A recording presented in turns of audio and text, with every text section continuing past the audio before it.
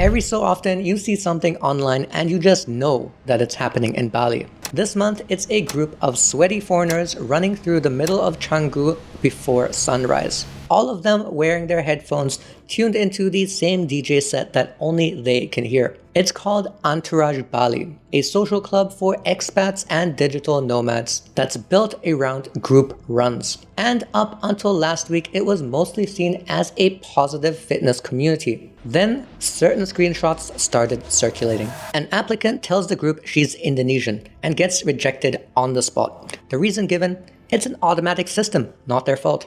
It's only a platform for digital nomads anyway. She didn't count. Around the same time, a Western applicant using a Western name and number gets approved instantly, while a local applicant applying for the exact same thing is denied. By the end of the week, the screenshots were everywhere. Indonesian immigration, not amused, moved quickly to ban the club's two Dutch organizers from re-entering the country. They'd already left for Singapore ahead of time, before the ban came down.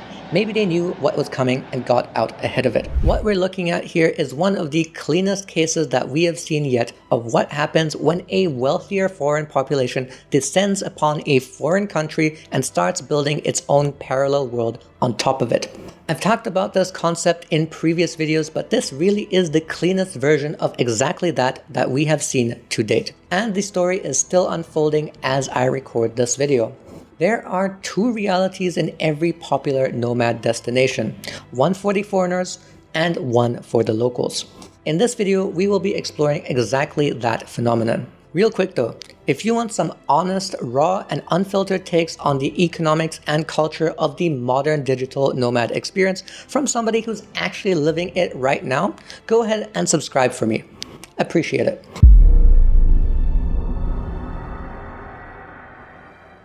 Let's get all of the facts straight first. Entourage Bali marketed itself as a community that would connect digital nomads, expats, and travelers throughout the island of Bali through sports and social events. Its signature event was the Silent Disco Run, which is exactly what it sounds like. A group jog at dawn where everyone wears their headphones and tunes into a live DJ set. It became a genuine social media hit, pulling in influencers and travelers alike. But that wasn't all it was. Trouble started with the club's vetting process. To join its WhatsApp community, applicants filled out questionnaires, and one detail seemed to decide the outcome instantly for many: their nationality. Multiple screenshots showed Indonesian applicants held for indefinite review or rejected outright, while applicants with Western names and phone numbers were simply hand-waved through. With the evidence out, they faced extreme online backlash. Entourage Bali apologized publicly, said they were extremely sorry to anyone who felt hurt, and blamed the rejections on an automated system tied specifically to the WhatsApp groups and non-running events. They insisted the running club itself had always been open to everyone, despite evidence suggesting otherwise. Despite those statements, the two Dutch organizers behind the club made a quick exit from the country as the controversy escalated online. That's not an outright admission of guilt, but making an exit that quickly once things heat up isn't nothing either. What do you think it was? However, Indonesian immigration wasn't very forgiving. The two organizers quickly left for Singapore on July 23rd. Indonesia's Director General of Immigration, Hendarsam Marantoko, confirmed both men have been placed on an indefinite re-entry ban. His framing on this was blunt. He described the club as functioning like a state within a state, essentially running by its own laws. I don't think the way Entourage Bali ended up being built was by accident. In my opinion, it was very likely a deliberate decision to filter for certain people in order to foster a certain kind of community in Bali. One of those key filters ended up being nationality. The real question is why the organizers felt emboldened enough to essentially create a segregated society in the first place. In previous videos, I've talked about how the sheer gap in income and currency strength often puts foreigners at enough distance from the local cost of living that it ends up producing something that's effectively like a segregated society, whether that's intentional or not. They likely didn't set out to create a separate society that excluded the locals. But it happened anyway. What happened in the WhatsApp group and the Run community was essentially self-selection dressed up as convenience. At the end of the day though, it was still segregation.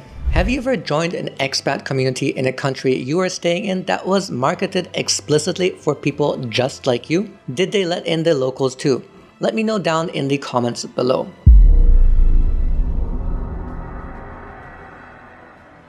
The defense for excluding locals and favoring foreigners in the selection process of the group was basically that the entire process was just automated, and thereby basically no fault of their own. It just so happened that only foreigners were let through the selection process. Even if we were to take that at face value, the outcome is basically identical to what a deliberately exclusionary system would have produced anyways. So does it actually matter what the reason was, considering that the final result would have excluded the locals either way? In my opinion, automated or not, there isn't really a difference. The legal angle of all of this is where this stops being just a viral social media story. The two now banned organizers held a work-based kitas and an investor kitas, respectively. Neither was organized to run a commercial events community in Bali. Indonesian authorities are treating this as an unlicensed commercial operation, not just a discrimination complaint, and have ordered further investigations into organizers of similar groups across the island. A Balinese senator has also filed a formal complaint with provincial authorities. This shows further evidence of a pattern we've already been discussing on this channel. People in Bali on tourist visas feel emboldened enough to monetize and organize commercial activity while knowingly sitting on the wrong kind of visa. It's an extremely common issue in Bali. Historically, that's because there hasn't been much of a crackdown or regulation on the island, and everyone was happy to just take the tourists' money either way. But that's changing, and fast. There are now numerous stories showing how much the game has changed. Indonesia is cracking down on this behavior more enthusiastically than ever, and that reflects a broader regional sentiment across the entirety of Southeast Asia. A crackdown on border runs, visa overstays, and businesses operating on the wrong visa class. In my opinion, it's a sign of a greater shift across the entire Southeast Asian region. As we've covered in a previous video, this trend of growing government and immigration scrutiny is something that we can observe across most of Southeast Asia right now, including Thailand, Malaysia, and of course, Indonesia. One of the most well-known cases of this came right out of Malaysia, where the network school controversy involved what's been described as a crypto-influenced, self-stylized utopian community operating on an island off the Malaysian coast. Some would say it was a cult. Either way, its organizers have been cracked down on as well. Operating without the correct business visas, the whole thing was effectively unlicensed, the same pattern all over again.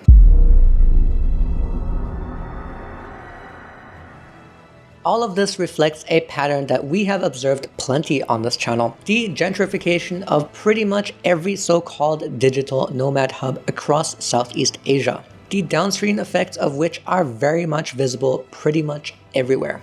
Local prices climb toward what foreign incomes can afford. Housing gets harder to hold onto for locals and foreigners alike. And digital nomad, a term that used to be fairly neutral, quickly starts becoming a loaded one, even for the people who never asked to be part of any sort of club or future utopian society. Fundamentally, I don't think there's anything much wrong with a DJ-led run club. I think it's a fun idea, but running a commercial activity in a foreign country should require the real visa and permits, and I believe that should actually be enforced by the local government, even though historically it hasn't been. I hope there's greater enforcement of this across the entire island of Bali. What I also hope is that people running legitimate businesses here don't end up being exclusionary. One of the best reasons, in my opinion, to travel to any of these places is the chance to actually interact with the locals and get immersed in the local culture. In my experience, locals have been nothing but kind. If you're living the digital nomad lifestyle in 2026 and find yourself stuck in these bubbles and clubs,